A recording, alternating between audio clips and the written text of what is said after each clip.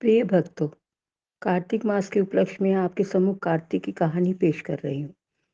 एक बूढ़ा था, उसकी 7 बहुएँ थीं। वह अपनी बहुओं से कहने लगा, मेरा तो कार्तिक नहाने का मन है, क्या तुम निभा दोगी? 6 बहुओं ने मना कर दिया। तब बड़ी बहू ने कहा, पिताजी मैं निभा दूँगी, आप यहाँ पर आकर कार्तिक नहा लेना। बूढ़ा हर रोज़ सुबह उठकर नदी पर जाकर नहाता और धोती उसके आँगन में सुखा देता। जैसे धोती में से पानी गिरता वैसे-वैसे आँगन में हीरे मोती गिरते। यह देखकर 6 बहुएँ कहने लगी, पिताजी आप हमारे यहाँ नहा लेना। जब बूढ़ा कहने लगा कि ठीक है मुझे तो नहाना ही है, सो मैं तुम्हारे यहाँ नहा लूँगा।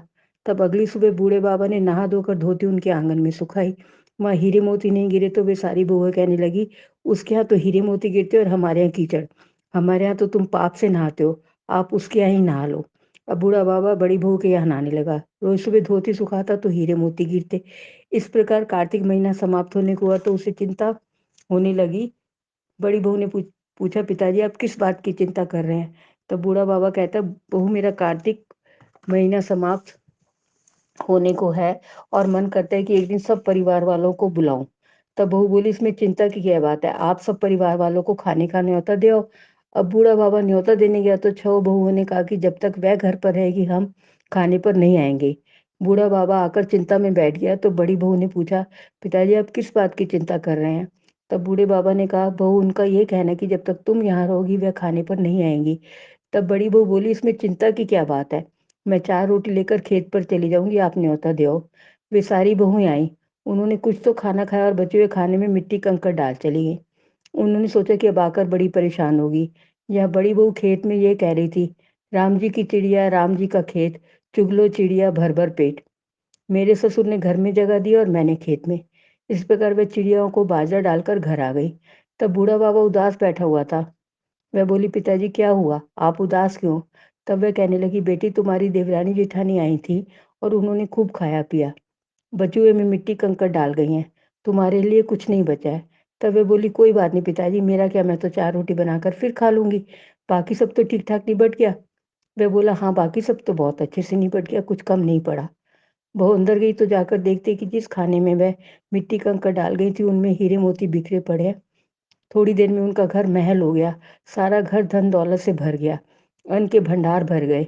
तब उसने ससुर से कहा, पिताजी आप तो कह रहे थे कि तुम्हारे लिए कुछ नहीं है, घर तो हीरे मोतियों से भरा हुआ है, जहाँ देखो वहाँ धन दौलत की वर्षा हो रही है, अन्न के भंडार भरे हुए हैं, घर महल बन गया है।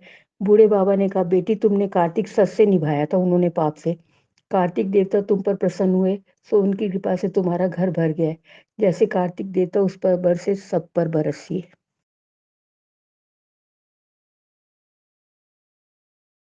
कार्तिक मास की दूसरी कहानी। एक बुढ़िया थी, वह कार्तिक नहाने को जाने लगी तो उसके बेटे ने अपनी पत्नी से कहा कि माँ के लिए 30 लड्डू बना दो और कुछ खाने का सामान भी बांध दो, ताकि पूजा पाठ करके माँ कुछ खा पी सके। तब बहू ने जल भूनकर 30 लड्डू बांध दिए और बुढ़िया कार्तिक नहाने के लिए चली गई।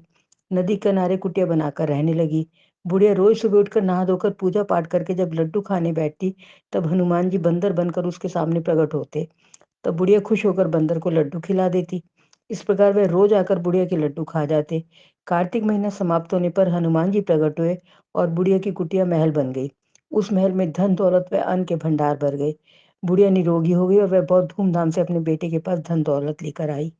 तब वह बहू कहने लगी कि अगले कार्तिक मैं भी अपनी माँ को नहलाऊंगी। आया कार्तिक का महीना। उसने खूब सारा घी मेवा डालकर लड्डू बनाए, अपनी माँ को 30 लड्डू बांध दिए और माँ कार्तिक नहाने चली गई। रोज सुबह सुबह उठकर लड्डू खाने बैठ जाती। तब हनुमान जी ने बंदर बनकर उसके सामने आते तो वह पत्थर मारकर कहती कि मेरा ही पेट नहीं भरा, तुम्हें कहाँ से दूं। इस प्रकार वह रोज सुबह सुबह खाने बैठ जाती थी। कार्तिक के समाप्त होने पर हनुमान जी प्रकट हुए और उसकी कुटिया कचरे के ढेर में बदल गई और बुढ़िया डूकर सुअरनी बन गई। उसकी बेटी अपने पति से कहने लगी कि कार्तिक महीना समाप्त हो गया है, मेरी माँ को बैंड बाजे के साथ धूमधाम से लेकर आओ। जब वह अपनी सास को लेने नदी किनारे गया तब देखता है कि ना तो वहां सास है ना ही कुटिया। कुटिया की जगह कचरे का ढेर है, उस ढेर पर बुढ़िया डूकर बनकर घूम रही है। तब हनुमान जी प्रकट हुए और कहा कि बेटा, तुम्हारी माँ ने सच से कार्तिक नहाया था, पूजा पाठ करती थी, इसलिए तुम्हारी माँ पर कार्तिक देवता बरसे हैं और वह बुढ़िया पापी मन से यहाँ रहती थी। इसने कार्तिक महीने में बेटी के घर का अन्न खाया है, इसलिए कार्तिक देवता इस पर रुष्ट हो गए हैं और ये डूकर बन गई है। कार्तिक देवता जैसे माँ पर बरसे वैसे सब पर बरसना। धन्यवाद।